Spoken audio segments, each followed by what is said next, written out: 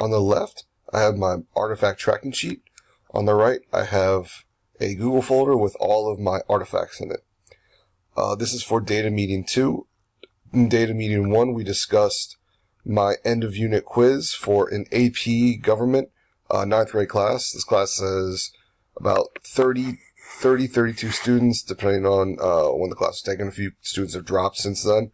But when these artifacts were presented or were assigned, there was about 32 kids in the class.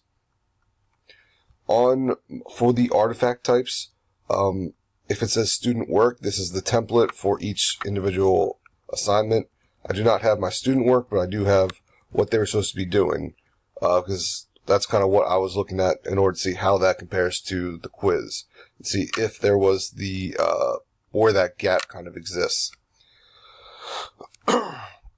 So I have 1, 2, 3, 4 student assignments, my unit counter, and then the end of unit quiz. My exploratory question was, do students require review of material they learned before or learned from independent work?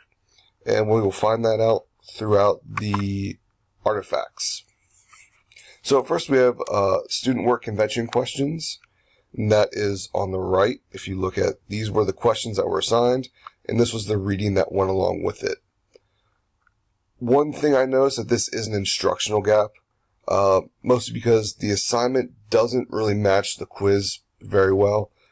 There's only a small amount of information that is actually necessary for the students to know for the quiz.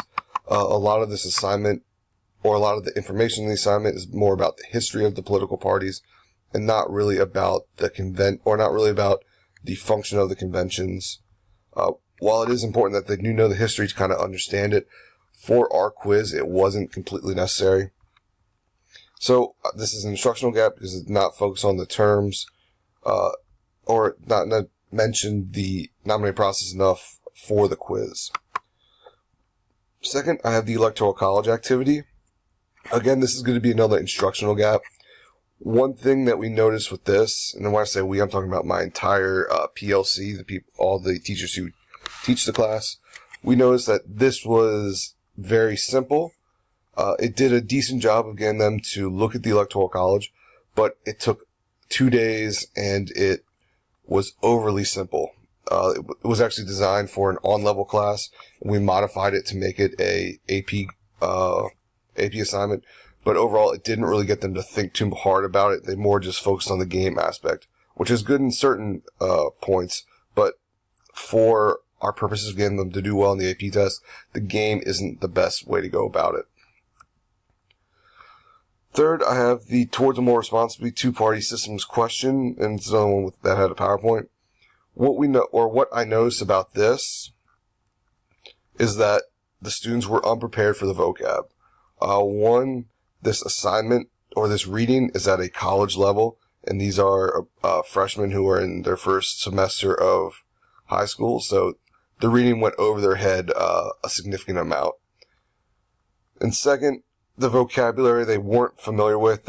We see government jargon and other words that they just really couldn't contextualize.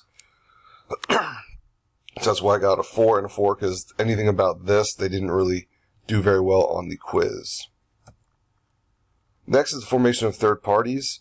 For this one, it's going to be another learning gap, but I've ranked it significantly low, because students didn't have too much of a problem with this.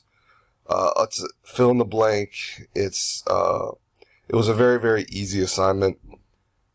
Looking at that, they're not really retaining the information, at least the information that was on the quiz, from this, as students didn't do well in those types of questions. But the reading is simple, and it seems as though they didn't really work that hard to memorize this information, because I thought it might have been easy. But I guess we'll look at that a little bit later on next week. So next I have our calendar.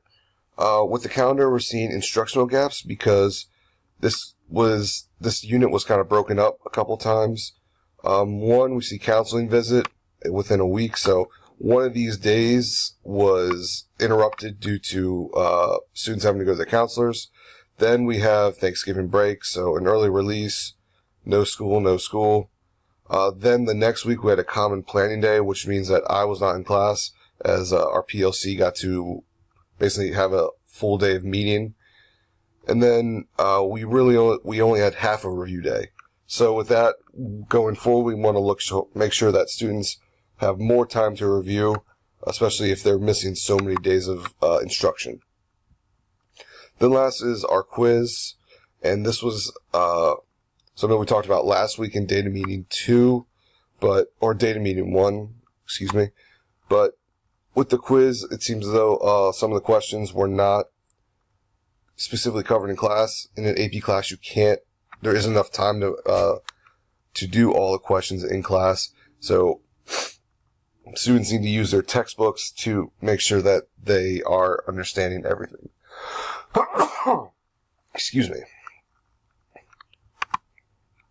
So just looking at the rubric, hit on 1, 2, 3. So for our data meeting 2, we struggled a little bit with kind of understanding what we were supposed to do.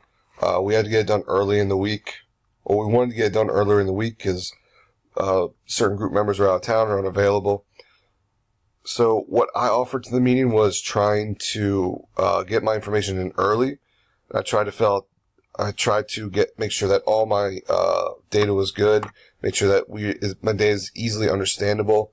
It's different. I know it's difficult for the other teachers because I'm having the same issues. Is that we all teach different subjects and we're unfamiliar with each other's subjects. As in, with Noelle, she teaches math for special ed students. Angela teaches second grade math. I don't have very much in common with them when it comes to content, so I'm not really sure what students are supposed to know and what their benchmarks are. And the same goes for my classes. So what I tried to bring to the table was being prepared and trying to ask questions to understand what was going on in the other classes. Because with my experience when we're doing these kind of meetings, it helps when we really all know exactly what the students were expected to do.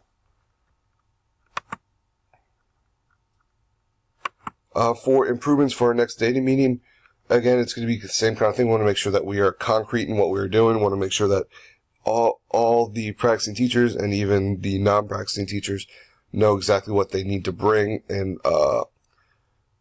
make sure we all know which aspects of the meeting we need to knock out first. One thing we did, we kind of jumped around in our last meeting, so I want to make sure that we can stay on task, make sure that we're just doing what we need to do to not only get the information correct, but to make sure that we all understand what's going on.